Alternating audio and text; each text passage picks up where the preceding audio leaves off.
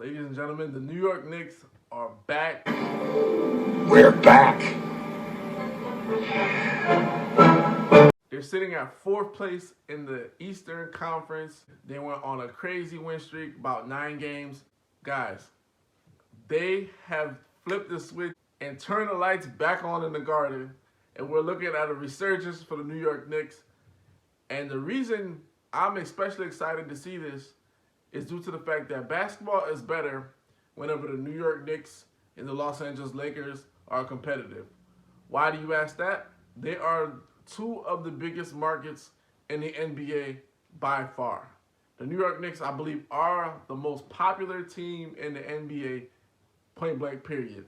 You know, Lakers, Celtics, no, the Knicks. So for them to have a viable team, a team that's in the playoffs, it just bodes well for the game of basketball. Everybody, you get some kind of channel that plays a New York basketball in terms of the New York Knicks. The same thing for the Lakers. You're going to get some outlet that's going to play the Los Angeles Lakers.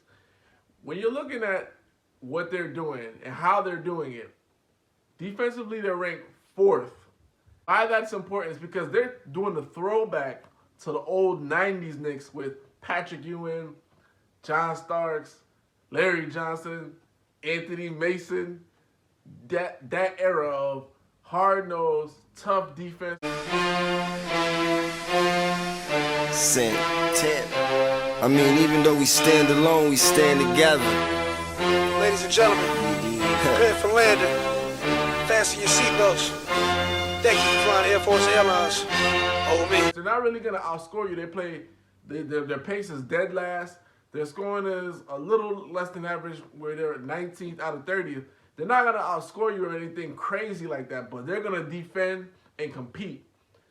And that starts with Julius Randle being the leader of the team. The man is averaging 24 points, 10.5 rebounds, about 6.5 assists. I mean, this kid, he's my vote for the most improved player, period. Like, there's nobody else that's improved the way that he has. And what I think really spurred that improvement was the passing of Kobe Bryant. One thing he said that when he learned from Kobe in LA is, whenever you get off the plane, wherever you go, you have to get your shots up. You have to get this up. You have to get your workout in. Years he spent there with Kobe Bryant.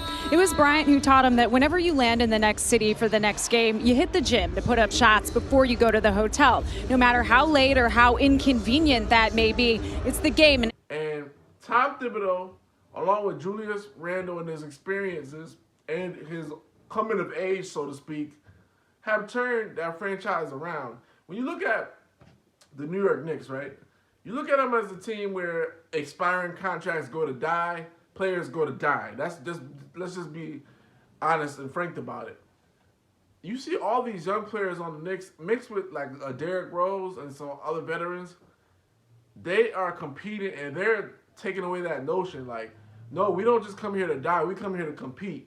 We come here to play in the bright lights under the garden, in the garden. I'm so elated to see them play like this. I mean, you guys don't understand. To have the Knicks in the playoffs, it means everything. Growing up, that's all I was accustomed to seeing, especially in the East Coast. Them being there, Julius Randle being there, and then his inspiration from, you know, the knowledge that he gained from the Kobe Bryant, and just Kobe's passing really matriculated into the psyche of a lot of younger players. Like before, younger players were just good, happy to have fun. Now you're really seeing a lot of the young guys, they're really trying to develop and do something and leave a legacy on the court. And that's good to see. There's nothing worse than a guy that has a lot of talent and he just never achieves his talent. One thing about Julius Randle, a lot of people don't remember, he was supposed to be like the left-hand version of LeBron James. If you look at all his hoops mixtapes, I believe he was in Texas at the time or so, he was like, his game looked just like LeBron's game.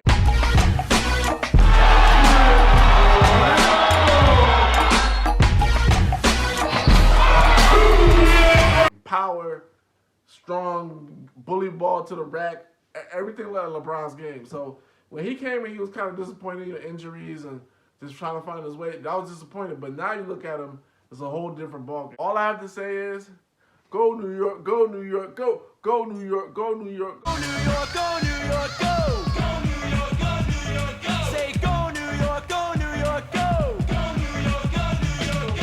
Junction with Hoops Me Supla. Like, comment, subscribe.